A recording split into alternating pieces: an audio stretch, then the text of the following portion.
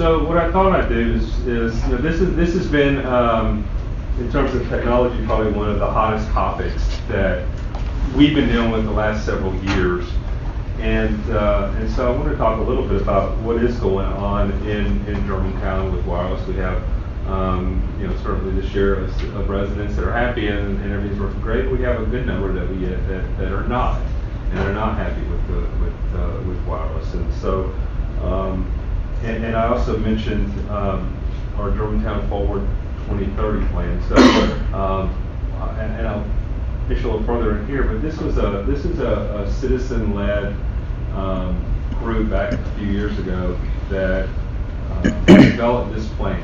And this is our strategic plan that we follow for the city, and it has things in everything from public safety, the parks, to this year, this plan has a technology component in it.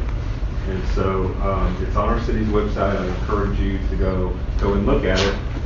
But one of the areas that the citizens that developed this plan was an objective that we have. I'll just read this short objective here, that we have a citywide technological infrastructure that supports and sustains individual, educational, government, and business demands. So we want to make sure in the city that there's a good technological infrastructure, and what can we do as a city to help foster that. So we've been working a lot on this and trying to improve this, and this presentation we'll go to that. Hopefully I'll sit back here and I'll literally just stand in front of you guys so we run through this. But kind of the issues. I mean, what are we seeing? So you guys, you as citizens or business owners here in Germantown, you expect ubiquitous high-speed wireless coverage. You want to have your devices and your phones work everywhere you go. But based on we do an annual satisfaction survey with our residents, and only 56% of our residents say that they're happy with and they're satisfied with their wireless service. So that tells me there's some issues. We know, based on what we hear from our friends at the FCC, that wireless is now the majority of home phone service. I'm guessing probably a lot of y'all did, like myself, have dished your home phone service, and so you're not dependent on that. And particularly in terms of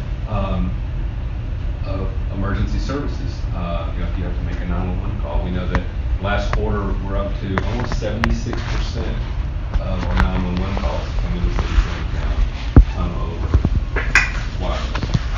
Only 6.6% come over what would be your traditional landline phone, home phone.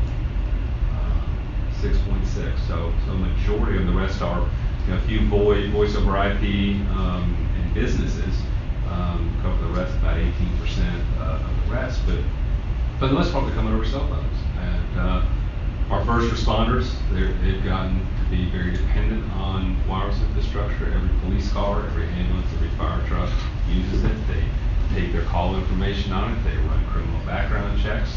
They send data to the hospital when they have treated a patient. They can directly connect to the hospital and send them information, start that treatment while they're still on the scene. So it's very important that they've got that ubiquitous, good performing wireless coverage all throughout the community as they're trying to handle public safety.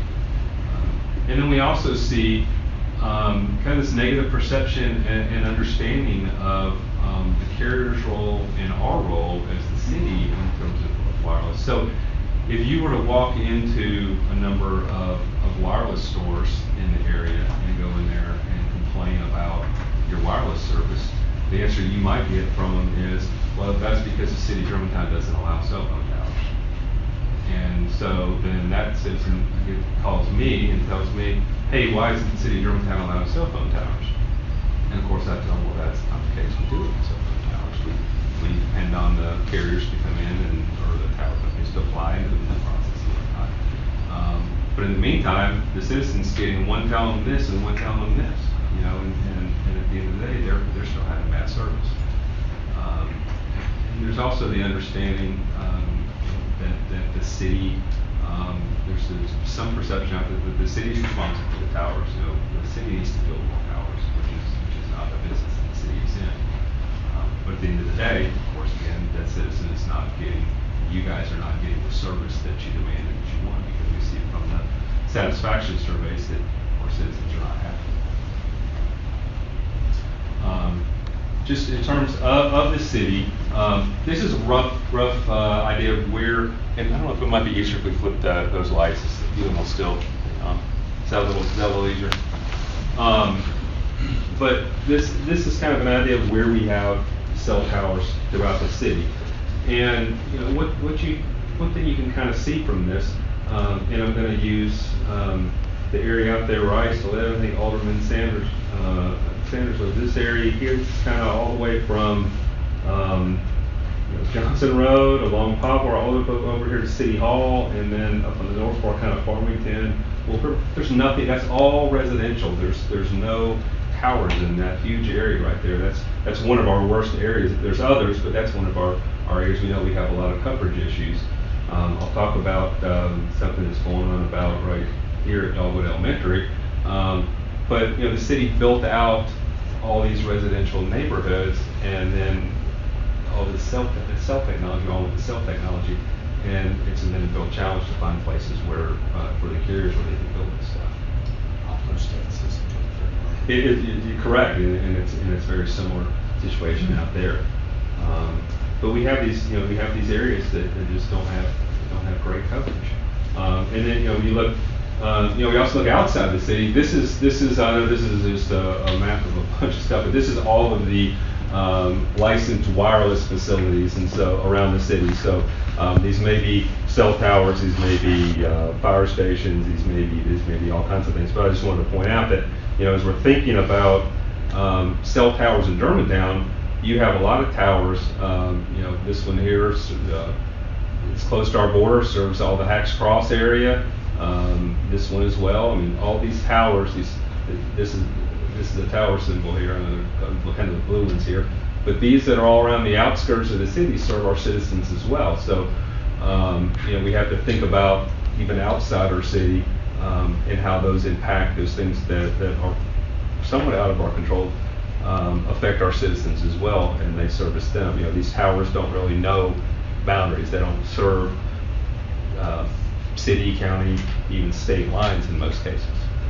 And so that makes it even more challenging. We do my department does an annual study now. We do look at, and we have been looking for the last couple of years, at what this service looks like around the city. So we measure every carrier that serves the city, and we look at what their signal strength, their coverage is, and their capacity, how fast they are all through the city. And so we want to take this information and every year do this study and see how the effects of new towers, how the effects of ordinance changes or policy changes that we're doing affect the coverage throughout the city. So we do this and have this done for every carrier. This one happened to be Verizon, but we had this kind of information for all of the carriers. And so, as we look around the city, we actually have, according to this, pretty good coverage. I mean, you see where in most cases less than 1% have no coverage around the city. The issue with this, though, is this is outdoor coverage. We're not able to obviously go into people's homes and measure the coverage. And as things like people have now multiple 3 and 4 Wi-Fi hotspots in their house, serving. If you're like my house and I have 30 different Wi-Fi devices, and my kids all have 10 apiece, and all the home automation equipment. We're seeing now things, particularly in commercial buildings, they put things like the window tint on the buildings that shields radio frequencies a lot of times and causes issues penetrating those buildings. So while the coverage is pretty good outdoors, that is a challenge for the carriers to get indoors as well.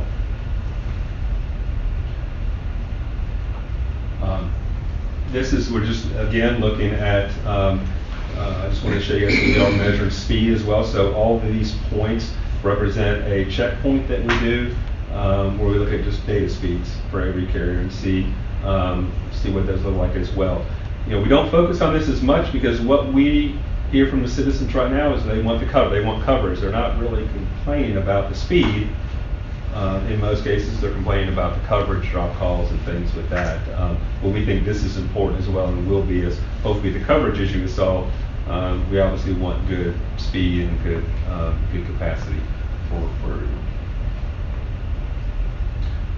In terms of speed, just to give you an idea, this you can see all the carriers here, and just sort of kind of what speed we see around the city. So some of the carriers obviously better than others around the city. AT&T, certainly Verizon are probably the two in terms of the fastest. C-Spire, Sprint kind of on the low end for the city. But for some of the speeds, we're seeing pretty decent speeds, and we've seen a lot of upgrades this year. Particularly, AT&T has been very aggressive of doing a lot of upgrades on their towers this year. Next year maybe another carrier is doing that, but I know that's something they're working on to get a lot more capacity on their towers because the usage is increasing. Especially if y'all have teenagers or just ourselves are using a lot more stuff on these networks. And they'll tell you the carriers that they can put in a tower, and the minute they put in a tower, they're pretty much at capacity on that tower. Anytime they put new ones in, because there's just so much demand out there. And then in terms of kind of overall network coverage, this is kind of interesting.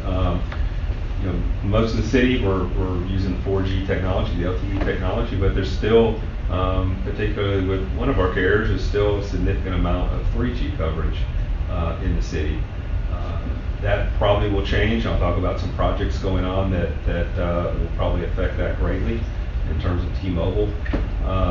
In terms of Verizon, this does make me a little nervous, something that we're going to watch very closely with hopefully some improvements they're making. But Verizon has notified us that by the end of this year, in December of this year, they're going to discontinue all 3G coverage for all of their customers.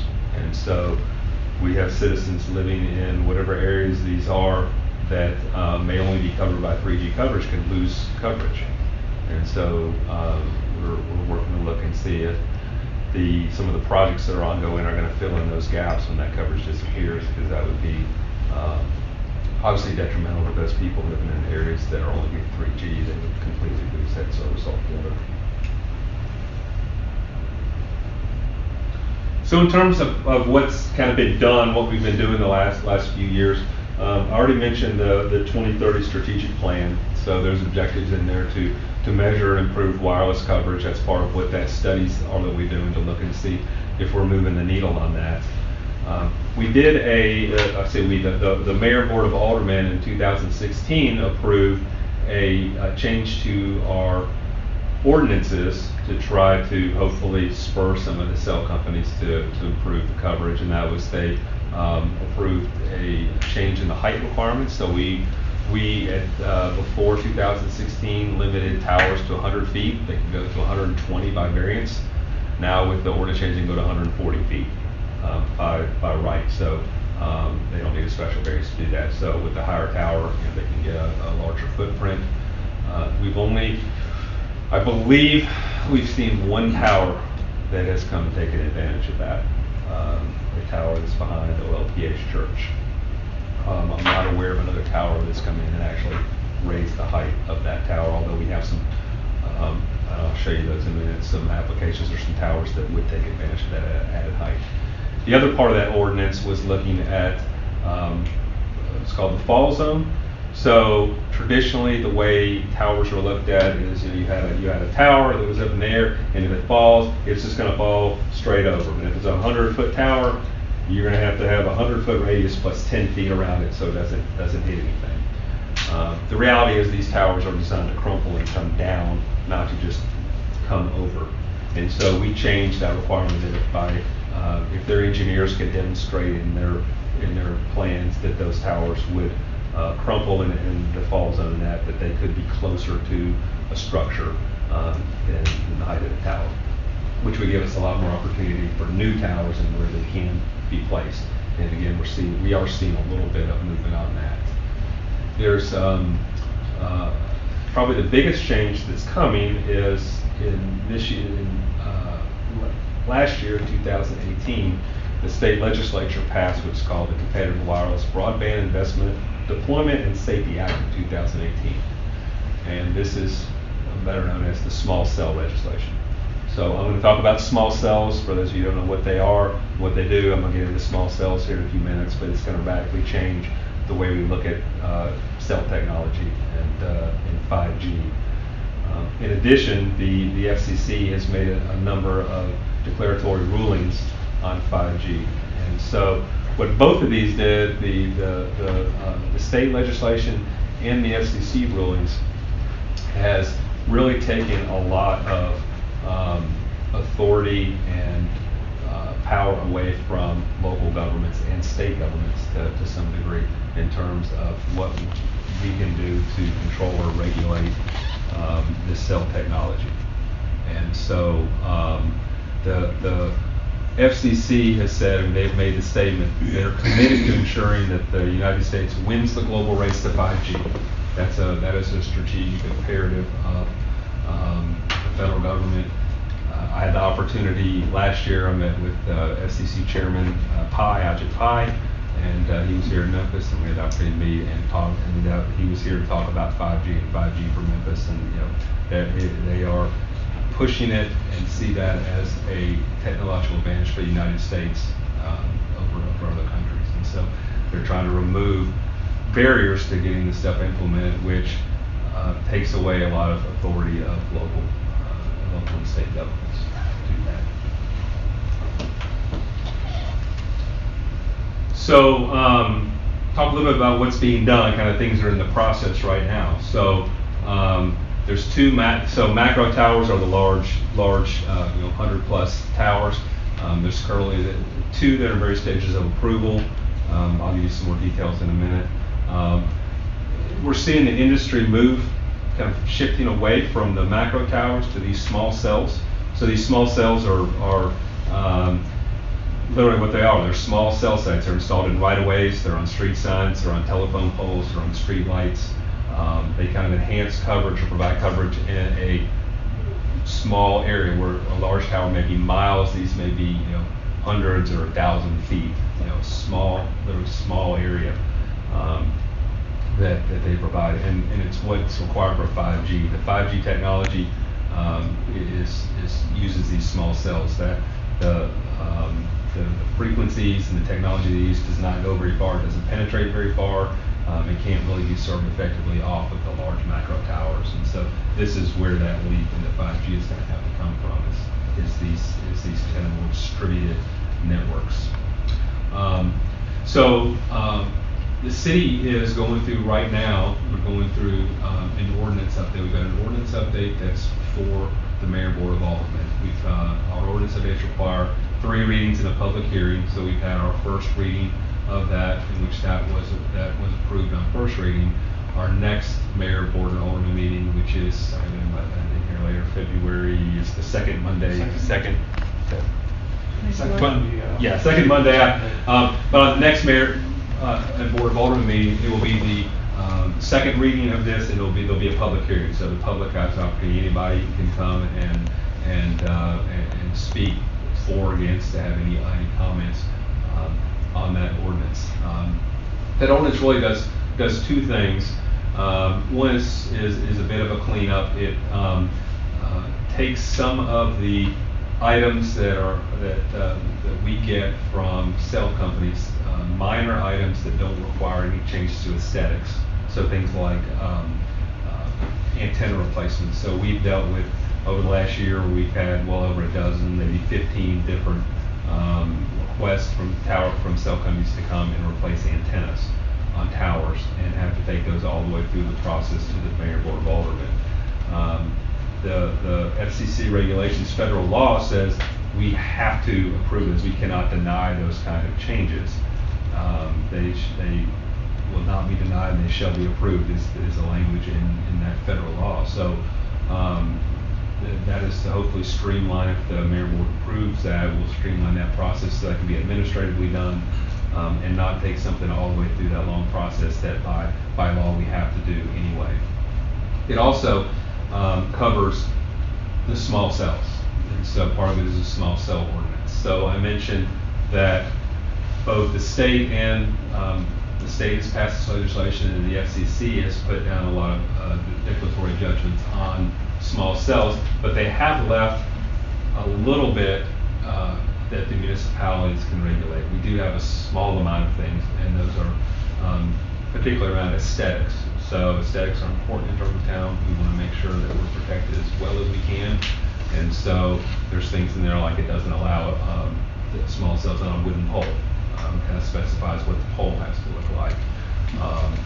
That's a little bit in there about our application process and making sure that we're not overwhelmed with too many applications, because both the state and the federal rules have shock clocks in them of how long we have to approve certain types of applications, and it may be as short as 60 days that we have to approve those, or they can just move forward without us, and it may not be what we want. And so we don't want to receive 200 applications at a time and not be able to handle those. So we do have sort of a gate on those, and we're allowed to do that. But so it does give us a little bit of leeway, but most of the requirements are set forth in those federal and state statutes that we have. But we do want to have as much control. But we are putting in really as much control as we possibly can that we're allowed to under the state law, to be sure that our interests are obviously taken care of as a community.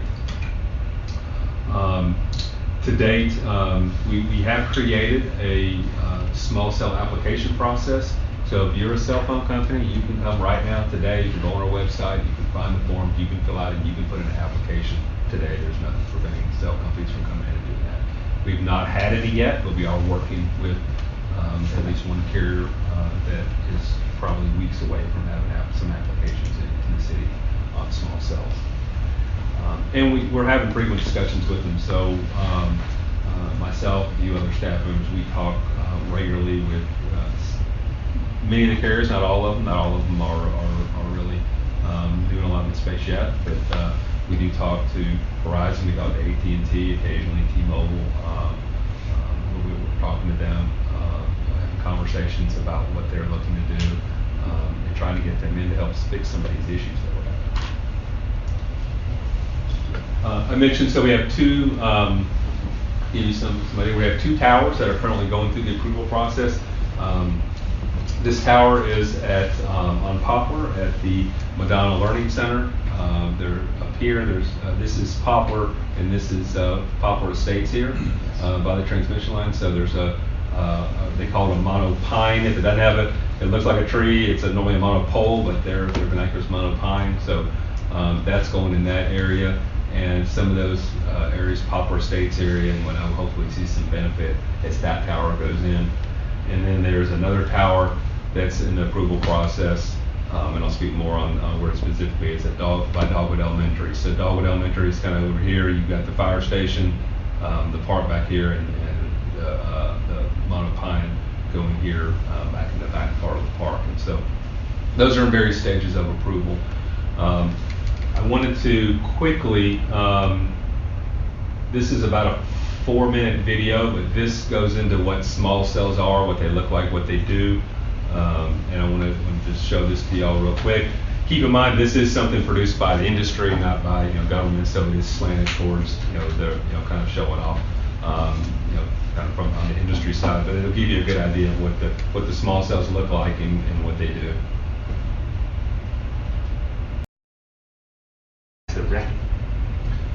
So the rest of it gets really deep into the walking. So, but let me show you just a few examples to finish up here. A few examples of what potentially we're looking at in Germantown. So one thing you saw in a lot of that video are these wooden pole-mounted small cells with all the wiring on the outside. These are not allowed under our ordinance that's being done. So we really don't feel like this is a good solution.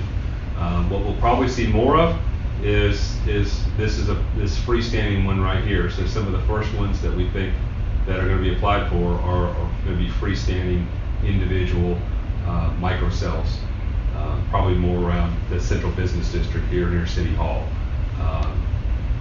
What we really want to see, what we're really pushing the carriers that we talk to, though, we really would like to see these integrated into as much existing infrastructure as possible, so that we're not putting a lot of new poles in the ground, and the landscape is not being littered with a lot of new poles.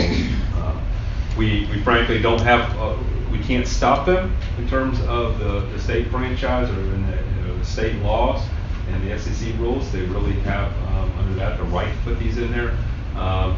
But in terms of, the carriers, at least the ones that we're talking to, are interested in being good corporate or good citizens as well, and try to work with us and put these where it makes sense. So, we've seen things. This is down at Ole Miss. If you're ever in the Grove, you can find these. This is a small cell mounted into an existing light. Here's another example where this might be maybe a stop sign or a street light in the neighborhood where they have replaced a existing pole with a small cell there. This is something you've seen down in Memphis, but I don't think we're going to see a lot of this, but I did want to show you guys this. There's actually, this is on Front Street. There's a small cell there. There's one right there. And there's one right there. Very stealthy, very well hidden. This is what the carriers were looking at doing before the state law. The challenge with this for the carriers is, for them to do this in a building, they have to have a separate agreement. They have to go do a contractual agreement with the building owner, with the property owner. It's a lot more cumbersome for them, so they probably are not going to do a lot more of these since they already by right can come into the right of way and put them in places in the right of way. So, but it is possible, and we certainly would encourage them to do some of this in Germantown city buildings or places that we could that would make them more stealthy. This is completely, what I'll show you these next couple of slides, completely a concept. These are not any actual plans at the moment. It's just things that we're talking about and ideas that we're brainstorming on. But as an example, this is the intersection right here at Farmington and Germantown Road, right here on the other side of the building, where you have these decorative arms. And one potential would be to do something like this, where we integrate them right into, or they would integrate them right into the existing traffic signal, and that again keeps a whole nother pole from having to be put in the ground. And then in terms of, it's like neighborhoods, because we know people don't want these new poles off of the neighborhood. This is again a concept of what Verizon is looking at in terms of being able to go onto existing MLG&W poles. Right now, the carriers and MLG&W infrastructure is not covered under any of these ordinances, so they're working with them to try to come to an agreement. Obviously, you can imagine it's a lot of financial interest in things going on and trying to come to financial terms and how this would all work. But we're certainly encouraging anybody that can MLG&W as well as the carriers to come to an agreement so that if they decide, when they decide to put these in our residential areas, that we're able to put these on things like street lights and things that already exist, and not come to your neighborhoods and have them put in pole after pole in neighborhoods, because that certainly, I think, would not be what our citizens want. So in terms of kind of next steps, what's happening next, again, we've got this second reading and public hearing on the changes to our wireless transmission facility ordinances on February 11th, and the public hearing as well. The Dogwood site, it's on our February 5th Planning Commission. So these towers do have to go through sometimes 4 different commissions. They have to go through our Design Review Commission, our Planning Commission, our Board of Zoning Appeals, and our Board of Mayor and Aldermen. There's a lot of processes they have to go through in addition to all the things they have to do with the FAA and the FCC and all the other things they have to do, environmental studies. But that one's going through, Dogwood's going through Plan on 2.5, and once it comes out of that, it'll be scheduled in the DRC, and then that'll come to the BMA, so that has a little ways to go. The one at Madonna, that's there near Poplar Estates, that one, as soon as that company comes in with their development contract, where the ball's in their court, they'll come to the city with their development contract to build that. It's been through all the other commissions, and that'll get presented to the BMA to approve their development contract, and they'll start work on that. We do expect, we are thinking that we'll see some small cell applications within the next few weeks. We're thinking, just from what we're hearing from one of the carriers. Kind of anxiously awaiting that to see how that goes, but we think that'll be pretty soon. They're being very good to work with us in terms of aesthetics do the best that they can. And so once we kind of fine tune all that with them, they'll submit those applications. And then we do have, and it goes along with Verizon. Verizon is coming with their subsidiary called Exo Communications. Some of y'all may have worked with them, but that's a Verizon subsidiary. They're coming with a franchise agreement that we're hoping to put on the February 11th Board of Mayor and Aldermen that would allow Verizon to come in and put fiber in the city, use it right away, just like AT&T, Zayo, Time Warner Telecom. We have a number of communication companies that have franchises with us for right-of-way access, and this would be another one. And the expectation is that probably these would be part of their small cell implementation. Yes, sir. I was involved with some discussions having to do with smart cities in the city of Memphis, where they were talking about there being dark fiber unused to most of the stoplights and in the city of Memphis, and the possibility that some of that extended out to Germantown.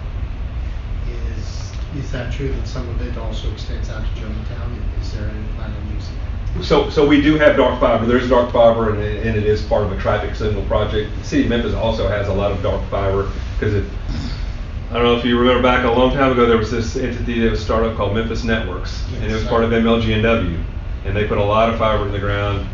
Ended up, I believe they went bankrupt. They sold a lot of those access out to Zayo. There was a lot of dark fiber capacity put in. There is fiber that is around the city. There is some dark fiber, but in terms of for at least the carriers, they want their own fiber, and that fiber is pretty, precious commodity. So, in terms of what the city has is probably not really even viable for them because of where it goes and what it does. But they want to put their own fiber in and have their own network. Mr. Chair, that's my presentation, but I'll be glad to take any questions. A lovely presentation, actually. I found that very interesting. Are there any questions? Comments? One other question about the small cells. Are those 5G only, or do they also have 4G capacity? The ones that we've seen are 4G and have 5G capacity, the ones that we've seen presented, but they do have, we do see that they would fill in some of those 4G spots. I don't think you'll see any 3G in them, but some of the plans we've seen have a 4G antenna, and then some of that have a 5G antenna. Yes. Question. It seems like there's a lot of options or alternatives in what the aesthetics look like and where they go with things. And what I heard was there's also a lot of bureaucracy today around getting these things approved. You spoke about all kinds of different committees. We think it's feasible to streamline the process and then come out with some, based on the types of things they are, to pre-specify what will be acceptable, what won't be acceptable, and kind of so that if you follow those things exactly, then you don't have to go through all of these board of mayors and aldermen, et cetera, to do that. So the difficulty is more in the macro cells, because those aren't covered under these new state laws. The state laws, or this new state law, this new state act, and the stuff the FCC has put down is about small cells, and so there is a more streamlined approval process. There's certainly some real short shot clocks and things that are there. So those things will come in. They'll fill out an application to the city. We'll have about 60 days to approve those or not approve those, and then they'll get to work doing those. And those won't have to come to the Board of Mayor and Aldermen to do that. Where the other piece comes from, where they end up going through all these different commissions, is because they all have all those commissions have a different role in it. So, for example, if they're putting a fence around one, they may need a variance for a fence, or it might be a zoning variance, or there's different components. I won't say there's certainly not opportunity to streamline that, and that may be something this commission wants to discuss or look at and make recommendations. Ultimately, it would be up to the mayor board, or it would be up to the Board of Aldermen to make changes to our zoning ordinances that might streamline any of those things. So that's certainly something that this commission could, if they had recommendations, could recommend to the mayor board through our alderman liaison to look at. Just thinking also something, maybe it's around scheduling where there's things that cross all those different commissions where there's occasionally meetings that are scheduled where all of those folks are together at the same time so we could move things through. Again, just looking at potential opportunities. Don't disagree, I will say, in terms of macro towers, and having those go through this process, I've been here in this role since 2011, and these are the first macro towers in that time. So it's not a common thing. Maybe it will be more common going forward, but it hasn't, it hasn't been a common thing to have to run a lot of towers through these, which is part of the problem that we don't have. Sure. And there's no necessity necessarily to streamline it. Yeah, well, Tony, do you think that the cumbersome and time-consuming nature of our process, of our Germantown process, has hindered the carriers from wanting to put up new macro towers? I don't know if I can answer that, Okay. if that's been the reason. I just couldn't speak to Sure. the reasons why. Sure, to Andy's point. I would hope not, but I do think as again part of the 2030 process, we do want to remove any barriers though that are out there, or I say remove any. I mean, obviously, we need to have some controls in place, but Sure. To the extent possible, where we can make these things easier and more streamlined for carriers or for whoever to come and improve technology in the city. I think we want to do that. That's why you saw some of the things we did with the ordinance changes back in 2016. Is we knew that carriers want taller towers. They want we need more places to put them. So there was those ordinance changes, and so again those there's nothing that stops this commission or other citizens from making recommendations to the board to make other changes to ordinances that might streamline that, things that we haven't thought about. So that's why we have the commissions to get, because you guys certainly have great input and may have great ideas that nobody's thought of to make changes with this. Yeah. I mean, I just think from a carrier standpoint, that's something that would certainly cost them resources. And, if we could make it more attractive, it might help our coverage. Is there a copy of the ordinance update 2019-6 that could be circulated? Absolutely. If you want a copy of that, I will make sure. It's on our website under the meeting agenda for the meeting. But I can certainly, if this group wants a copy of what's being done at the next meeting, no problem. We can send that out. I got a few questions. Sure. I'll ask them one at a time. So I guess, piggybacking off what he said, it looks like there's nothing proprietary or that we can look at that we can say this is exactly what you get if you want to select that. And that's kind of what you were saying. If you knew what you were getting on the smart cell, the exact infrastructure, it would be easier to go forth and say, hey, we put these here, here, and here, these geographical locations, right? You know what I'm saying, with the product. And you know what you're looking at. So my question would be, what is the incentive for these small cell companies to come in and do that? And my second question to that would be, is it at what cost to Germantown? Is it our infrastructural cost to facilitate, where these are mounted, how they're mounted? Do we own the cost of that, or does the provider own the cost of that, as well as maintenance costs and such? So the small cells are owned and maintained and installed by the carrier. Mm-hmm. The burden of all the cost to implement those is all on the carrier. The cost for the city is really a lot of it's in labor, right? So we have to take the applications, we have to process them. Somebody has to spend the time going through them. Our code enforcement has to make sure they comply with code. We're going to have to go and somebody's going to have to visit these and make sure that they comply with them probably during the construction and when they're done, and then even afterward. So there is a piece to that in terms of cost to the city, but there is some revenue that we get. It's not much, a few $100s per small cell site per year that we'll get. So that'll cover some of those administrative costs that we have. But in terms of, maintenance, they own it. Yeah. It's their pole, they own it. Sure. We won't deal with it except to make sure that it continues to comply with code. Yeah, and they handle if there's a problem with the tower or whatever, that's all their responsibility. You don't handhold that. You don't. If there's something wrong with the pole, it's their pole. They gotta fix it. Type deal. Yes. Yeah. Yes, it is. And then I guess the second question would be, what is the incentive for them?